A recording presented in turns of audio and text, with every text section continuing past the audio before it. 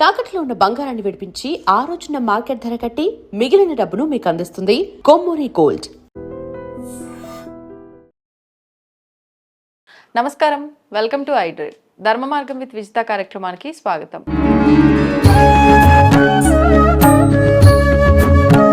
ప్రస్తుతం మనతో పాటు ఉన్నారు ప్రముఖ ఆధ్యాత్మికవేత్త, జ్యోతిష వాస్తు పండితులు, లలిత ఉపాసకులు శ్రీ శ్రీ శ్రీ నానాజీ పట్నాయక్ గారు. ఇప్పుడు వారితో మాట్లాడదాం. నమస్కారం అండి. శ్రీమాత్రే నమః.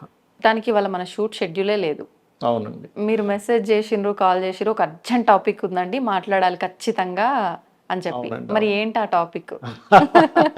ఏం లేదండి, యాక్చువల్లీ నేను ఒక 15-18 రోజుల క్రితమే నేను ఒక వీడియోలో కూడా చెప్పాను, యుద్ధంలో ఇంకొక మలుపు ఉంది అని. అది ఇప్పుడు ఆసన్నమైంది చెప్పాలంటే. ఎందుకంటే ఈ రోజున్న గ్రహస్థితులు నిన్నటి నుంచి చూస్తే ఏంటంటే మనకి కూర్మచక్రంలో కూడా మనకి కూర్మచక్రం అని ఉంటుంది, అంటే మనకి టోటాయిస్ లాగే ఉంటుంది. అది ఉండి దాని నుంచి మనకి నక్షత్రాలు వేసి చెప్పే విధానం ఉంటుంది. మనకి పరాశర మహర్షుల వారు దాన్ని వివరించారు. అది కాకుండా ఇప్పుడు మనకి ఈ సంవత్సరం మీరు చూస్తే కనుక 3 సార్లు పంచగ్రహ కూటములు, 3 రాసులు గురువు మారడం, ఇవన్నీ ఏం సంకేతం అంటే యుద్ధం ఖచ్చితంగా ఇంకా పెరుగుతుంది. అయితే యుద్ధం పెరగడం మనం ఆల్రెడీ 45 రోజుల నుంచి 50 రోజుల నుంచి చూస్తున్నాం. మనం ఆల్రెడీ ప్రిడిక్ట్ చేసాం, ఇది యుద్ధం ఏం ఆగేది లేదు, పెరుగుతూనే ఉంటుంది అని చెప్పుకున్నాం. అట్లాగే అవుతుంది. అయితే ఇప్పుడుండే ఇదేంటంటే ఇండియాకి పాకిస్తాన్కి ఖచ్చితంగా యుద్ధం ఉంది. అవునా? ఎందుకంటే మనం ఇంతసేపు మనం ఇజ్రాయెల్, ఇరాక్ అండ్ వీళ్ళ మధ్యనే చూసాం, దుబాయ్, ఈ కంట్రీస్ మధ్య. అమెరికా అంటే డైరెక్ట్గా కాకుండా ఇండైరెక్ట్గా చేస్తుంది. కానీ ఇక్కడ నేను కూర్మచక్రాన్ని బాగా అబ్జర్వ్ చేస్తే నాకు అర్థమైన విషయం ఏంటంటే, మనకి ఈ 2 గ్రహాలు ఏవైతే మనకి శని కుజులు ఇద్దరూ కలిశారు మార్చ్ స్టార్టింగ్లో, ఏప్రిల్ 1వ తేదీ నుంచి, నిన్నటి నుంచి కలిశారు దాదాపు.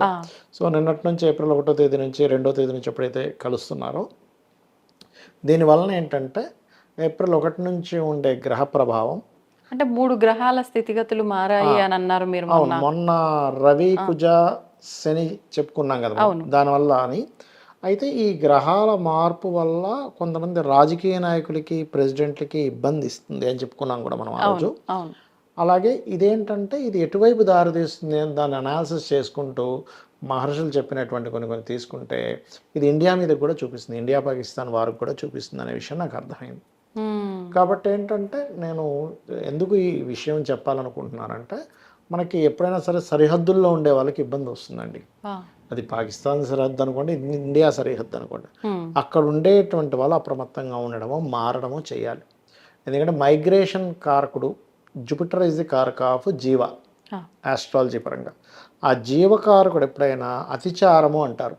అంటే మనకు పోయిన సంవత్సరం వృషభం నుంచి మిథునం నుంచి కర్కాటకం, అప్పుడు ఏం చెప్పుకున్నాం, 5-6 నెలల క్రితం, ఏమంటే ఇది కర్కాటకంలో ఫాస్ట్గా వస్తున్నాడు, ఇది సిల్వర్ రేట్ ఎందుకు పెరుగుతుందో అర్థం కాదని చెప్పుకున్నాం. అదే రకంగా పెరిగింది. సో ఈ మైగ్రేషన్స్ కూడా అవుతాయండి ఇలా జరిగినప్పుడు. అంటే ఎలాగా అంటే మనకి దేశాల్లో ఉండే రకరకాల ప్రజలు ఇంకో దేశాలకు మారిపోవడము, అమ్మో ఇక్కడ సేఫ్టీ, ఎందుకంటే ఎవరైనా సేఫ్టీ కోరుకుంటారు కదా, ఎంతైనా కానీ సేఫ్టీ కోసం మారడం అనేటువంటిది జరుగుతుంది. అయితే ఇండియాకి ఈ యుద్ధం మూలంగా లాభం కూడా ఉంది. ఏమిటా లాభము అంటే, ఇప్పుడు వృషభ రాశిలోకి శుక్రుడు వెళ్తున్నాడు. నెక్స్ట్ వెళ్తున్నందుకు ఏమవుతుందంటే, ఇప్పుడు రకరకాల దేశాల్లో ఇప్పుడు ఈ కంపెనీస్ అన్నీ ఏం చేస్తాయంటే, ఏది సేఫెస్ట్ ప్లేస్ అని చూసుకుంటాయి. India is the safest place చూసుకుంటే కనుక. అందుకని ఇండియాకి కొన్ని కంపెనీస్ ఇవి రావడం అనేటువంటిది బలంగా చూపిస్తుంది చెప్పాలంటే. కాబట్టి ఇక్కడ ఉండేటువంటి ఈ యొక్క కూర్మచక్రంలో ఈ గ్రహ కలయికలు, మనం నక్షత్రాలు అంటే శతభిష నక్షత్రము, పూర్వభాద్ర, ఉత్తరాభాద్ర, రేవతి, అశ్విని, భరణి, ఈ నక్షత్రాలకు కలిగేటువంటి వ్యధలు అంటూ ఉంటారు. అంటే గ్రహ వ్యధలను కానీ, రాశిచక్రంలో ఉండేటువంటి గ్రహస్థితుల్ని కానీ, కూర్మచక్రంలో ఉండేటువంటి దాని ఎనర్జీస్ ఎంతవరకు డిస్ట్రిబ్యూట్ అవుతున్నాయి. అది కాకుండా ఈ సంవత్సరంలో కుజుడు మనకి మంత్రి అయ్యాడు. ఎప్పుడైతే రాజు గురువై కుజుడు మంత్రి అయ్యాడో, ఇది పాకిస్తాన్ ఇండియా యుద్ధానికి కూడా దారితీస్తుంది. కాబట్టి దీని ప్రభావం ఇలా ఉంది.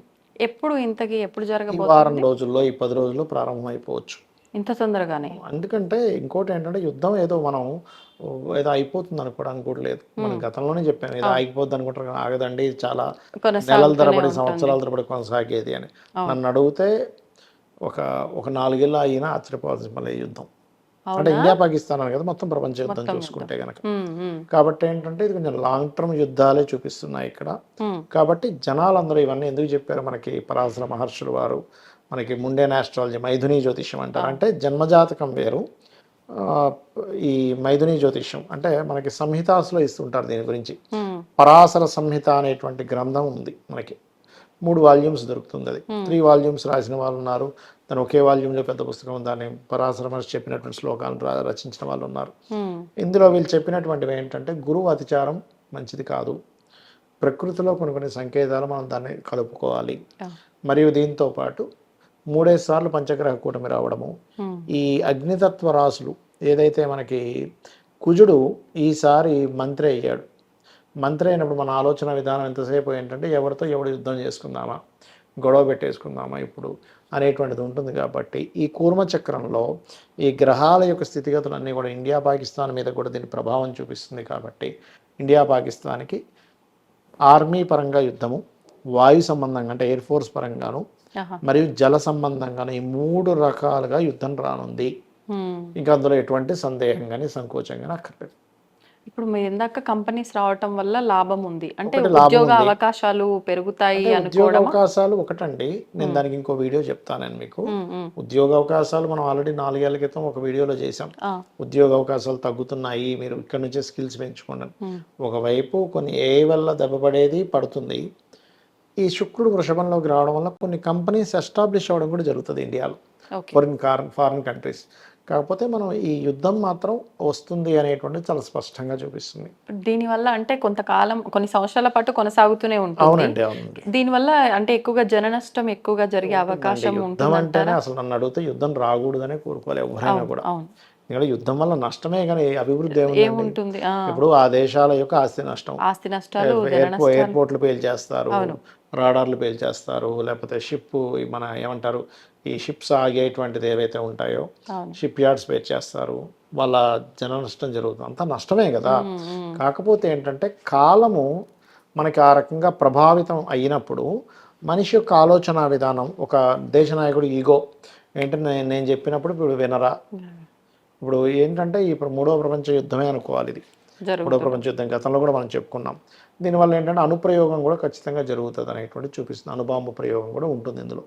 కాబట్టి నేను చెప్పేది ఏంటంటే మీరు కాస్త ఎప్పటి నుంచో చెప్తున్నా కొంచెం క్యాష్ చేతిలో పట్టుకోవడం, ఇండక్షన్ స్టవ్స్ పెట్టుకోవడం, ఎందుకంటే ఇవన్నీ గ్యాసు చమురు మీద ఎక్కువ ప్రభావం చూపిస్తుంది.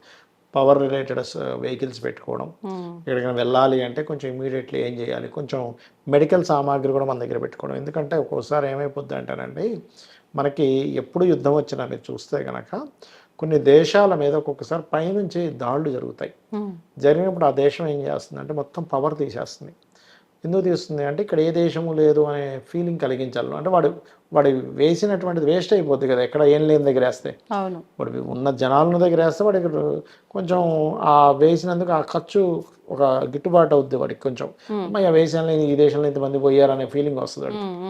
అందుకని ఏంటంటే ఈ యొక్క దేశాలకి అప్పుడప్పుడు ఈ యుద్ధాలు వచ్చినప్పుడు ఈ పవర్ తీసేస్తూ ఉంటారు. అసలు పవర్ కూడా లేకపోతే మనం ఎలా సర్వైవ్ అవ్వాలి అనే దాన్ని కంప్లీట్గా మీరు అర్థం చేసుకుంటూ ముందుకు వెళ్ళాలి అనేటువంటిది అర్థం చేసుకోవాలి. అది. ధన్యవాదాలు. శ్రీమాత్రే నమః.